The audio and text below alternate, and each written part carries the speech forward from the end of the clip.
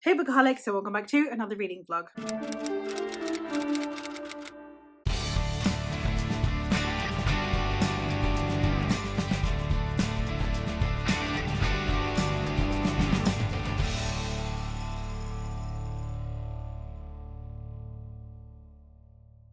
For today's reading vlog, we're going to be doing the magical all-nighter. It has just started with the sprint, so we've just had the yappy bit, and now we are starting on the actual reading sprint. So I'm going to try to keep these as short as possible so I can get as much reading in as possible. The magical all-nighter, for those of you who don't participate in Magical Readathon, is a 24-hour reading period where we try and read as much as possible. I try and take this time to read a lot of short reads. So throughout the month, I try and focus a lot on books with a heavy page count. Even if I'm reading less books, I'd rather have more pages because pages count in the Magical Readathon normally towards, in this case, we are saving pets. Again, it's normally pets and I love that. So I normally focus on those. Therefore, throughout the all-nighter, I like to kind of like keep it sharp, keep my attention span going. So I tend to read either really quick reads or really short reads and try and get through as many as possible. This time round, I have started with a spinner wheel. I have the 3 core prompts that I need for my higher calling that I am doing on the Magical Readathon. For those of you who haven't really been following, a lot of this might not make sense, but it doesn't matter. Once I get past this part, you'll just see the spinner wheel for prompts and it won't matter. But for my higher calling, I have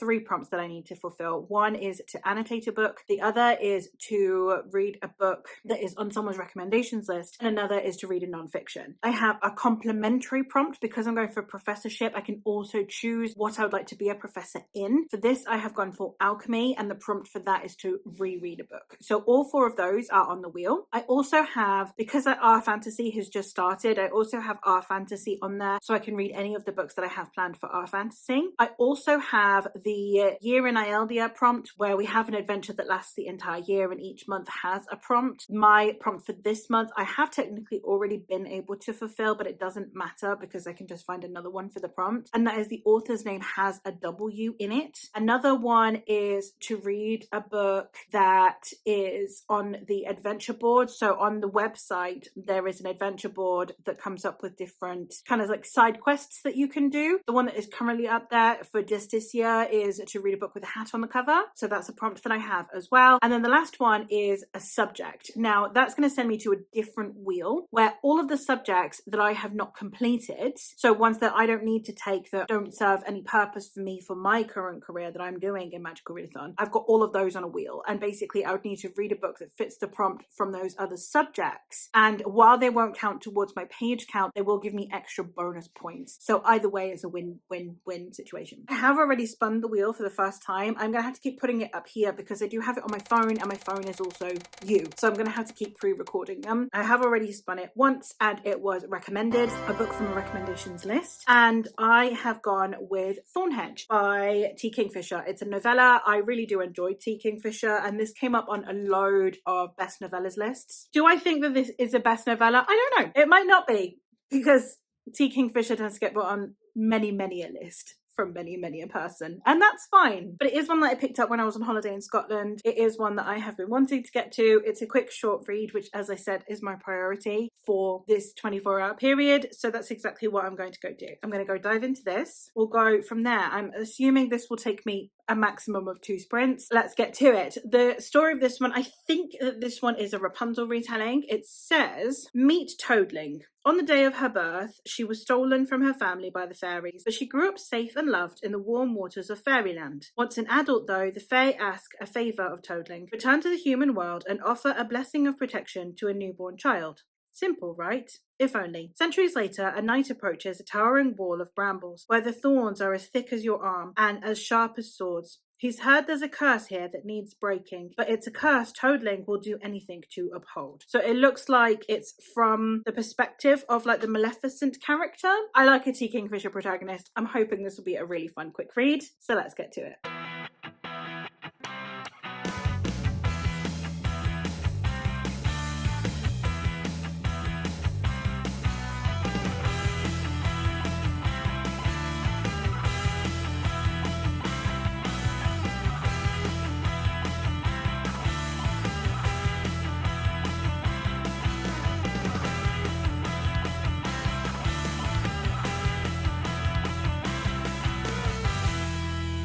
All right, vlog. So we've just done the second chassis bit in the sprints. So I managed to get 16 points in the first round because the word road came up 8 times. And then I managed to get 2 points only in the cover challenge. This round's word is star, which I feel like is going to be a lot less possible for me in this one. I am halfway through this now, and this is fantastic. It's like a Rapunzel slash Sleeping Beauty with like a teensy hint of Beauty and the Beast. Our protagonist is Faye, and I love the way that this character is depicted. She's not quite your typical T. Kingfisher protagonist, but she's in the same realm.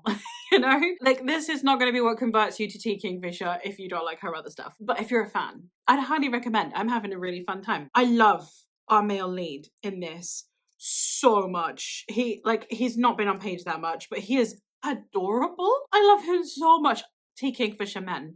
Man, like the romance girlies, they know what they're doing with sexy men. Don't get me wrong. But T. Kingfisher knows what she's doing with like husband material men. Not gonna lie. Having a fantastic time. I'm gonna go hop right back in. I'm on page 58. So I'm not quite at the halfway point. I think I'm like 2 pages off. It was a chapter break. So I'm gonna go hop right back in and we'll see how I fare with the latter half. And if I finish this before the sprint ends, then I will do another spin and we'll see what I read next.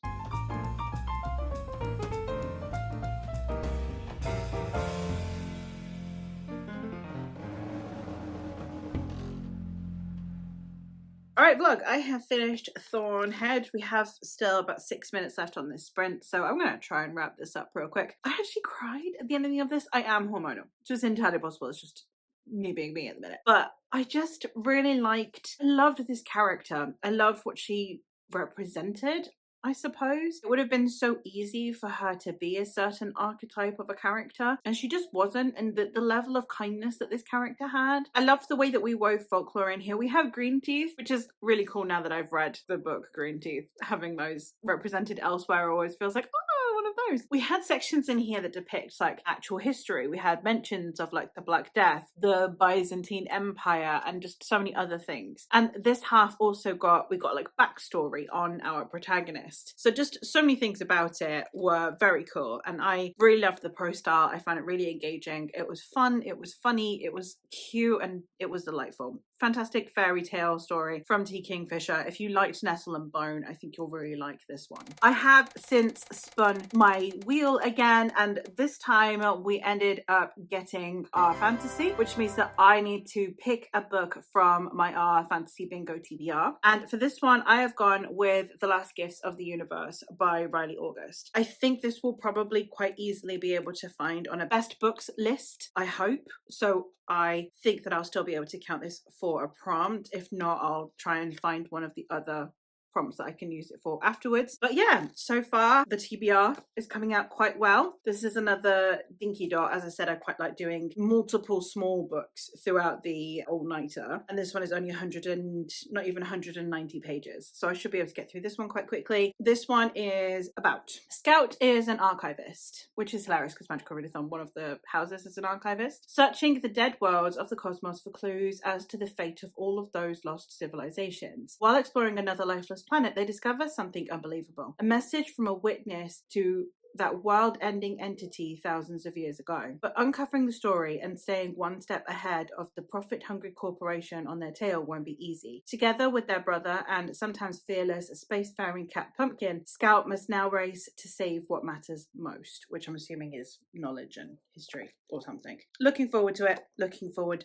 to diving in. So I'm going to go do that now. All right, I have a couple minutes left on this third sprint, so I thought I'd check in because I am now 63 pages into The Last Gifts of the Universe. So I thought I would chat about it a little bit. So far we are following Scout, their brother Kieran, and their cat Pumpkin. And Scout and Kieran are exploring all of these planets because there are these world-ending things that the group that Scout and Kieran work for, called the Archivists, archivists are wanting to discover what is ending these planets so that it doesn't end their planet. However, consistently on their tail is this mega corporation that basically finds everything out, like sends discoveries out for everywhere, then copyrights all of that information and puts everything behind a paywall. So Scout is really scared that this company is going to find out this information before the archivists will, because the archivists are like an organization that do things and then share that information. So if the archivists come across this information first, then it can be distributed and people can know how to combat it and how to save lives. While if the other corporation do it, they don't care if it kills people. If the government of that planet doesn't pay for that information, then they will have no way of combating this thing that's destroying their world, and it will just kill people. And I think that this is having such an important conversation around freedom of information and around life-saving information and the way that corporations paywall things, etc. I think it's done such a good job. I'm assuming that the author is to do with some kind of science, the way that they are looking at the world, clearly just into the sciences. I'm really liking the way that Scout and Kieran's relationship feels as well, because obviously they're two people that are stuck on a ship together all of the time. So they do irritate each other and they do kind of fall out with each other. And I think it's done in a really good way because it doesn't feel like they're horrible people. It's just people who are bickering because they are people who are stuck together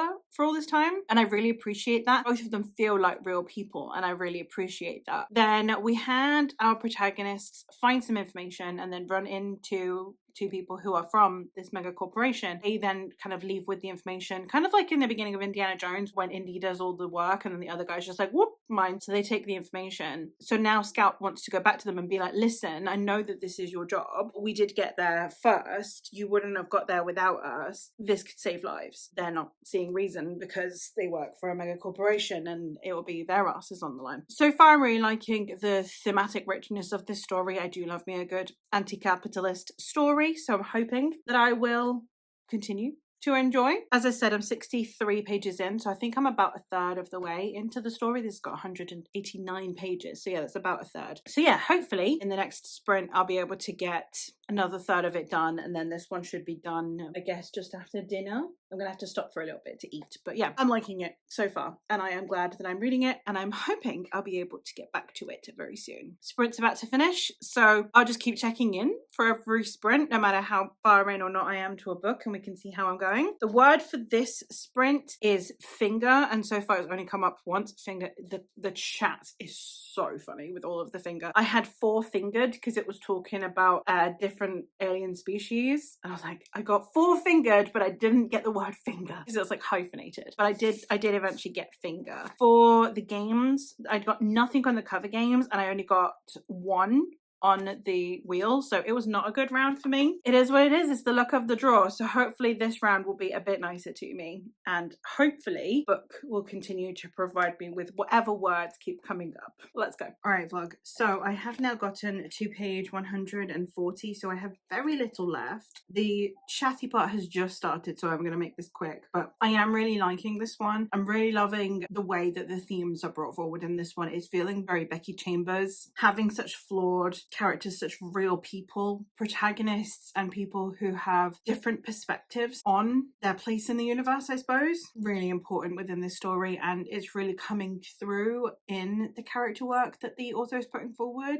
I think this is one that I definitely have the potential to reread at some point. It definitely is trying to highlight the negatives of capitalism, really. So yeah, I am enjoying this and I would highly recommend. I did spin again, and I'm going to talk about this now just in case halfway through the sprint I need to start the next book, and so I'm not wasting time of the sprint. I did spin again and I got subject, so that is to read one of the other subjects. So I'm not going to be able to count this towards my page count for my character, but I can get extra points from it. I span the subject wheel and I got demonology, and for demonology it was a book with a house on the cover. So for this one I'm going to be going with Dark Witch by Nora Roberts. I suspect that I won't be able to finish this one tonight and this will bleed into tomorrow, but I think that this is going to be a witchy romance, which I'm really excited for. We're following a young woman who has always felt a powerful connection to Ireland. Nora Roberts is really obsessed with Ireland. So when her grandmother confesses an extraordinary family secret, she can't resist visiting County Mayo and discover the truth for herself. Arriving at the atmospheric Castle Ashford, Iona is excited to meet her cousins Connor and Branna, and when she lands a job at the local riding school, she is soon drawn to its owner, the charismatic, fiercely independent Boyle McGrath. Perhaps she has found her true home at last. But Iona's arrival is no accident. The three cousins have inherited a dangerous gift from an ancestor known as the Dark Witch, and they are about to discover that some old legends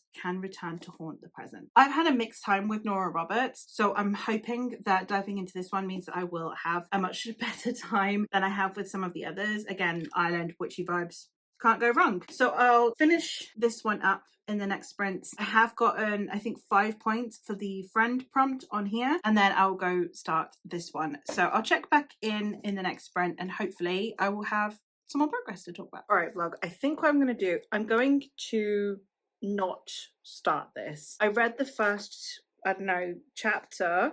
Yeah, the first chapter, and I'm not in the mood for it. It's not that I'm completely DNFing it, but I'm not in the mood for this book. So before I get further in, I'm just not going to. So we're going to spin again and we'll see what we get, and I'll see what I can come up with.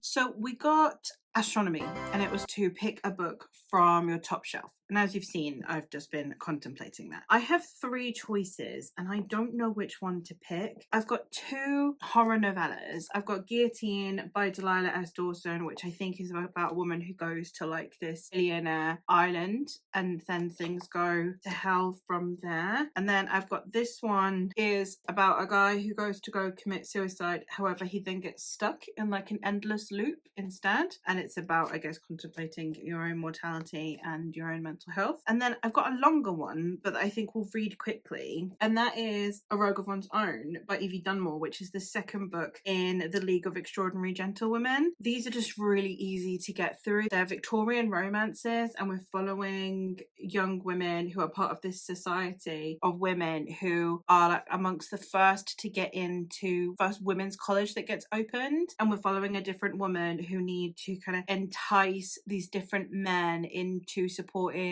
the suffragette cause, and that's kind of like how their funding for the uni gets sorted, and they end up always falling in love with the guy that they're supposed to be getting on board. So I'm really excited to try this one. I don't know which one to go for. I might rope my long suffering spouse into this one. Jamie, can you pick a book? If I give you 3 books, can you just pick one? I just don't know which one to choose of the 3, because the other 2 are shorter, but I feel like the romance will go real quick. Not coup de grace. Based on his face, not coup de grace. He doesn't seem wildly impressed about any of them, to be fair. Yeah, this one sounds good. This one. Alright, we're going to go with a Victorian romance instead. So, I will start this one. Hopefully have a slightly better time than I did. Again, it's not that I was disliking Dark Witch. I just knew I wasn't in the right headspace and I was going to be all eye-rolly and stuff, and that's just not who I want to be. So we'll read that at a different date and we'll start this one instead. So I'll go put these back. Let's go. All right, vlog. I am about to finish the next sprint, so I thought I'd check in. I've gone to a good place to stop, so I'm going to stop here. I have read the first 6 chapters of A Rogue of One's Own, and I am so happy I made the decision to switch books, and I'm really happy with the choice that Jamie gave me, because I was definitely not in the mood for the other one, because the fact I picked this one up, it's also a romance is the thing. The fact I picked this one up and I've been instantly like, yes, this is what my brain needed. He knew what my brain needed more than I did. I just knew I didn't want Dark Witch. That was it. But this is doing exactly what I wanted to be doing. I do really enjoy these books as well. Like, I did really enjoy the first one. I had a good time with it. The problem I had with the first one is I went in with the expectation of it being a Regency romance, and then it really threw me when it was a Victorian romance, especially because Victorian romances are written in a really different style to Regency romances. I'll leave my video on why I have issues with them being mislabeled and when they do and don't bother me, in case anyone hasn't seen that video yet and wants to know why I make the distinction as avidly as I do. I do really like Evie Dunmore's writing style, and I think I'm liking Lucy as a character a little bit more than Annabelle. I liked Annabelle, she was great, but I think I like Lucy more. More importantly, I'm liking Tristan more than I liked Montgomery. So Tristan is the male lead in this one. They are multi-POV. You do normally get both the male and the female perspective in the story, and we are getting Tristan's perspective, and I'm really liking him. I didn't think I would, because his brief appearance in the first book, he was not great. Tessa Dare has done that before. Lisa Kleypas does that. So authors that I trust do the whole, here's a guy that you hate in this book, but don't worry, you'll come to like him. In this case, yeah, I'm liking Tristan. Tristan's basically a bisexual disaster. I'm here for it. I'm also just here for having bi-representation in historical romances. So, you know, queer people have always been here. Who'd have thunk it? And I'm really appreciating that. So having like a slightly different take on a man as well. Like a lot of the time the men all look quite similar in their roguishness. So having him be the way he is a lot of fun. Also, he's like quite sensitive and he likes poetry and romances and things. And it's all hidden under this like roguish guise. So I'm really excited to see how this continues because I think I'm going to really buy into this romance. So while it's not a short book, it's like 410 pages. I think I am going to have a good time with it because it is definitely the kind of thing that I'm gonna fly through, and it's gonna be a nice little break for my brain, and I'm not gonna have to concentrate too much, and I'll just be able to have fun. So I'm definitely not gonna have this finished by tonight, but I'm hoping to potentially maybe get halfway. I'm only 58 pages in. We'll definitely do at least one more sprint, I think, which would then hopefully get me to the 100-page mark. And I can keep reading on my own and try and get to the 200-page mark. I haven't really got anything I need to do tomorrow, so I can stay up kind of late and do that. I need to get to chapter 20 to be halfway. So I've got a while to go, but hopefully I'll have fun. And again, I didn't read for all of this sprint because I started the other book, read 20 pages, DNF'd it, then had to do all of the shenanigans, was trying to find this one, so I didn't read for the whole sprint last time. So hopefully I'll have a better time with the next sprint and I'll be able to read a little bit more, and maybe then I'll be able to get halfway by the end of the night before I go to bed. Who knows? And then, yeah, I'll be able to continue in the morning because I am still going. This vlog is going to go for the entirety of the all-nighter, not just the sprints. So it will be until 3 p.m. my time tomorrow as well. So a good like 24 hours worth of reading. I definitely will be able to finish this in that time and then potentially even start something else. We shall see. Good morning, vlog. It is not that early, not as early as I'd like. It's not quite 10. I have just been chilling in bed because I did have a late one last night. It was nearly 3 before I went to sleep. Sprints ended just after 1 my time, and then I stayed up and read a little bit more. So I am now past the halfway point in A Rogue of One's Own. I'm on chapter 24, page 262. So I think I did a really good job with my reading yesterday. So I read 2 novellas. Well, I don't know if, I'm assuming The Last Gifts of the Universe counts as a novella. It's just quite a long novella, but I'm not sure. But 2 novellas, and then I've read more than half of this one, and so far I'm having a really good time. I'm really liking this one. One of the things that I always find really interesting when we're reading any kind of Hanoverian romance, so you know, anything from the early Georgian era all the way through to the Victorians, is that we love rogues. We have a thing for rogues in these books, and I don't have a thing for rogues, and therefore every now and then you'll get a protagonist who isn't in these series, and that's what I'm waiting on. So this guy's a rogue. The guy in the previous one wasn't, but he was a bit too stoic, which tends to happen as well. You tend to basically get you're super stoic but set in his ways one. Then you'll get a rogue. Then you'll get preferably one who probably isn't from nobility, is from like a lower class and has managed to work his way up. Sometimes that characteristic will overlap with the rogue. Sometimes it won't. If it doesn't, then he is someone who is, I guess, trying to keep his image intact and therefore doesn't have time for a romance. And then you'll sometimes have one that's a bit of a cinnamon roll. I'm not gonna lie, the rogue is my least favorite of the archetypes. If you're ever gonna read a Hanoverian based romance and it's a series of books, one of them will be a rogue. It happens every single time, and I'm not a big fan of a rogue. I'm really not. Of a rake, for want of a better word. Struggling with that, I guess, in this one. I really like Tristan as a person. Like, he's really interesting, and because he's got this sensitive side to him, because he is a poet, and because we saw him as a little boy, and because of everything he's got going on in his life, and he's doing everything because of his mother and all of those things, and that's fine. But I still don't, as the book has gone on and as we've seen the way he thinks of Lucy and the way that his reasons for wanting to seduce Lucy, the rakes don't work for me. While I understand the concept of reforming a rake, when it's women like Lucy who have given everything up for their cause, everything so that they can achieve what they want out of life and what they want for other women, and the way she fights for everyone and the way that she's constantly painted as a villain, especially by other women, because she's daring to not adhere to societal norms. So having her love interest above anyone be a rake is just, it's a choice, you know. I understand, but at the minute I'm just a bit like, oh, stay away from this man. And like, you know, I understand that he's making it impossible for her too, and that she's trying to do everything that she can, but it doesn't make me feel like, oh, this is a romance. It makes me feel like, oh, she's being cornered at the minute. And I appreciate I've got a lot of pages for that to shift, but the way even that he's showing romance doesn't appeal to me. The type of romance that the kind of displays of affection don't work for me, but I'm sure that will change because I'm hoping that Lucy's gonna like whip him into shape if nothing else. So while I don't think that it's a woman's job to sort a man out and sort his life out, I'm sure that's what's gonna happen, but I think I'm gonna enjoy watching Lucy regardless. Like, she's a fantastic heroine to be watching. I'm going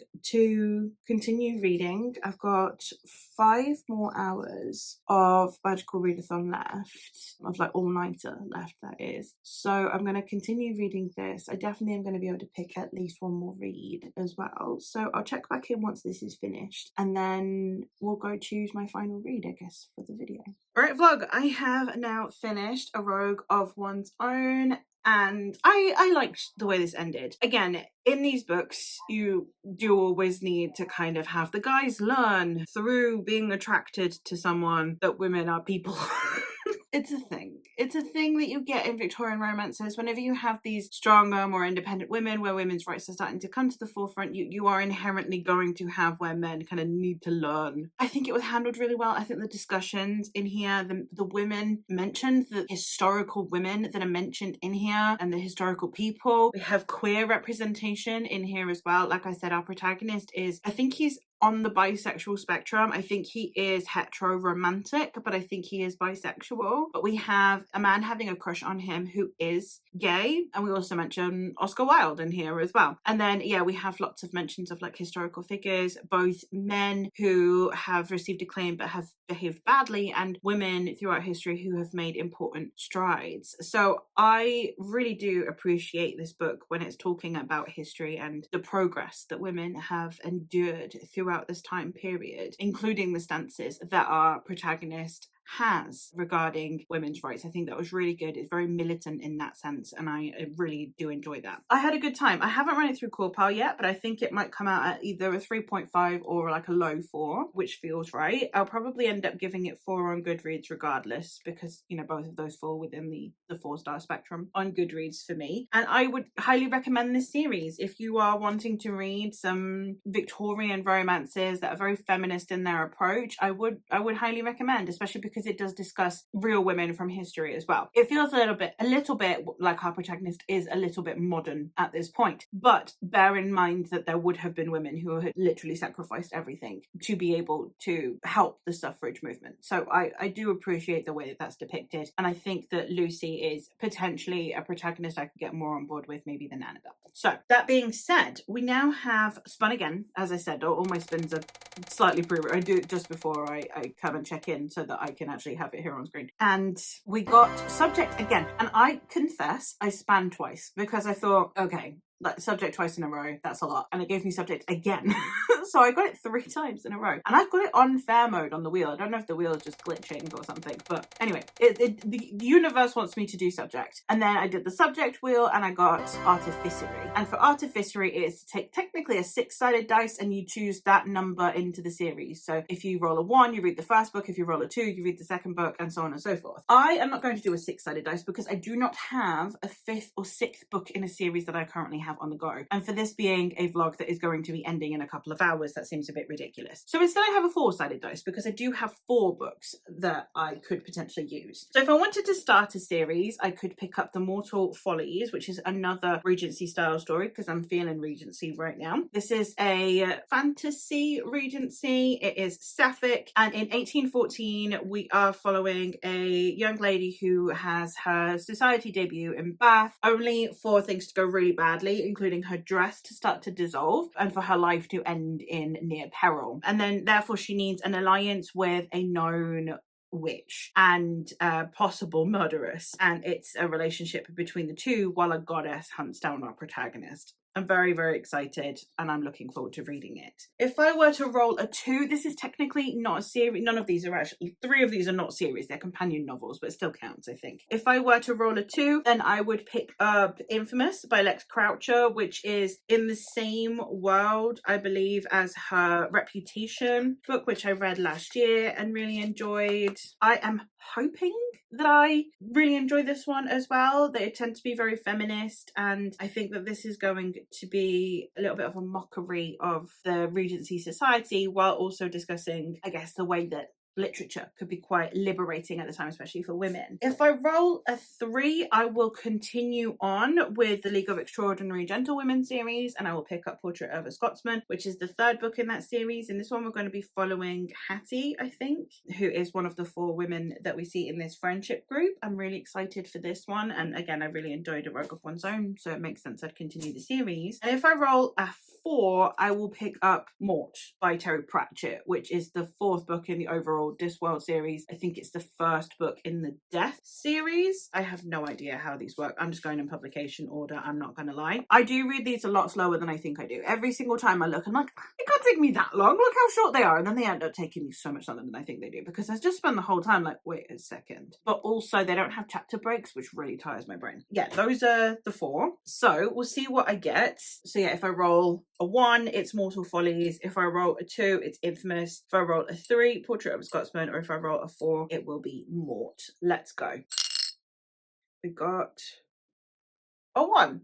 All right, I'm starting Mortal Follies, which is also on my R Fantasy Bingo TBR for starting a duology, so that's perfect. So yeah, I'm gonna go pick this one up. I'm hoping that I will love this because the second one is Achillean, and it will be the first Achillean fantasy Regency romance that I will read that is written by a man. Like, it's so difficult to come across Achillean romances that are actually written by men. Like, it's just absurd. So I'm looking forward to getting to that one, but we'll start with this one. So I'm gonna go dive into this. Hopefully it won't take me too long to get into, and then when I get to a decent place to check in, I shall. Alright vlog, I am halfway through Mortal Follies by Alexis Hall. It is gone 1 p.m, so it's been a hot minute. I am really liking this. I really like the types of characters that we have. Both Malis, who is the kind of main perspective that we're following, she's a really good balance of like a product of her society where she's not exposed to a huge amount, but at the same time someone who has a lot of gumption, someone who knows her own mind, someone who has a lot of inner strength. And I love characters that are like that because it makes it less anachronistic. It makes it less women have always had all the tools to fight for themselves, but also still has that very feminist, women have always had the ability and fervor to fight for themselves, even if they have been ill-equipped due to the society that they are in. And I really like that balance that we're seeing in this protagonist, and she is someone that I am really glad to be following. And then the other character, of course, being Georgiana, who is a lady who is just done with everything. Like, at this point, she speaks almost entirely in sarcasm and deprecation, both self-deprecation and also putting other people down, because she's just so done with people. She leans into all of the assumptions about her to the point where she takes it to almost comedic levels, and she's always being sarcastic about it, which I think is really entertaining, and I like her as a character. She's also someone who's not very comforting. She's someone who is quite sharp, quite jagged around the edges, and I really like that. I really like having a female protagonist like that, because we see it so often in men, and it's always redeemed in men. In women, it's always portrayed as this woman who's like really stuck up and cold and needs to learn to be better, instead of just someone who is a product of the world that they are subjected to, which we always give grace to men for. So I'm really liking that element as well. We're getting the whole story from the perspective of a Fae court jester who has been banished to the human realm and therefore is observing this merely out of interest because he's bored in the human realm. And I really do enjoy the quips that we have throughout the story of that. It's very breaking the fourth wall kind of vibe, and I think that that's very engaging as well. So as you can see by how quickly I am getting through this, I am really enjoying it. I'm finding the pace really good. We had kind of a big reveal the chapter prior to this one, so it seemed like a sensible place to check in. Despite it being halfway, it also just was narratively a sensible place to check in as well. So I'm going to go continue to read this. I don't think I'll have it all finished before 3 p.m, but one can try. And then once I'm done with it, regardless of the time, I'll check in and we'll wrap up this vlog. So I'm going to stop wasting time and delve right in. All right, vlog, I'm here to wrap up because I have now finished Mortal Follies. It is way past 3. I think it's almost 6 at this point. So it did take me longer than just the all-nighter to finish this one. But as I said, I might as well finish it before I wrap up the vlog. So I did read 2 novellas, 1 novel and half a novel throughout the all-nighter, which I think, considering the amount of chatty bits that there were, and also the fact that I have to do things like, you know, eat and sleep, all of those things, I think that's pretty good going. I'm very happy with that progress, and the fact that it's only taken me a few hours after the end of the all-nighter to finish a whole other book is pretty good. I'm very happy with that. I'm going to give reading a break now for this evening, I think, and I'll potentially do some reading, start up again tomorrow. I do have another vlog that is on the go that I paused for this vlog, which is my spinner wheel vlog, which will be next week's vlog from when you're seeing this. But yeah, I had a really good time. I'm looking forward to continuing this series. This first one was really good. We had really interesting societal constructs and concepts. I really enjoyed the way that queerness was presented in here, especially because a lot of sapphic relationships, you do tend to have like a more femme and a more masculine one out of the women. I do think that this one did quite a good job of feeling like 2 women as opposed to a straight relationship masquerading as a sapphic one, which happens a lot. So I'm really glad that I read this. I love the friendships that we have in here. So specifically between May, our protagonist, and her, I think he's her cousin John, and then also her friend Lizzie. Like that trio was fabulous. And then you've got a bit of a grumpy sunshine going on here, and overall I really liked it. I think that it was a lot of fun, and I'm excited to read another one. The world in here is very cool. It's very fae coded. It's very this world and the other world, but we've also got goddesses in here as well, or gods and goddesses in here as well. They feel very pagan gods and goddesses as well, so it all feels very Celtic, I suppose. Like if you took the Celtic world and it persisted into the Regency era, it's kind of like if we hadn't been Romanized quite as much, I suppose, which is very cool. We do still have Christianity in here. We do kind of keep referencing that, but it's interesting that you would have Christianity alongside what is very clearly pagan inspired beliefs, which is very fascinating. But yeah, the world building was very cool. The depictions of Bath were great as well, like that combo between like this fae version of England versus just Regency Bath. I think that was very cool juxtaposition of what we're seeing on page. It didn't feel too fantastical because you had the Regency aspect, but it didn't feel like a typical Regency because you had the fantastical part. So I really enjoyed it. That being said, it means that I have now finished my 4th and final book for this vlog. So we started with Thornhedge, which I really liked, gave this one 4 stars. Another great, just fantasy fairy tale inspired T. Kingfisher book with some T. Kingfisher protagonists, as you would expect. Great fun. The Last Gifts of the Universe, which was a really good explorative, gentle sci-fi that is there to have heavy discussions in a very humane way, and I really appreciated that. We've got A Rogue of One's Own, which is a continuation of a series. I liked the couple in here. Arguably, there were elements in here that are not to my particular preferences, but I still really enjoyed the book. So while I'm not swooning over the main guy, I think that it was still a really well put together story, and I really enjoyed the way the plot went and the conversations that were being had about women's suffrage during this time period, and I think that was handled really well. And then of course we have Mortal Follies, the last one that I read, and a lot of fun sapphic, fae, historical romantasy. Great time. Let me know if you participated in the magical readathon all-nighter. I ended up with 79 points from all of the games and stuff, and 4 reads down. I'd say that's pretty good going. So let me know if you participated and how well you did with the points and what you managed to read. Let me know if you've read any of these books and your thoughts on them, or based on my liking of these books, if you have any recommendations, I would love to know. But that is all from me for today. So thank you ever so much for watching, and I'll hopefully catch you in another one soon.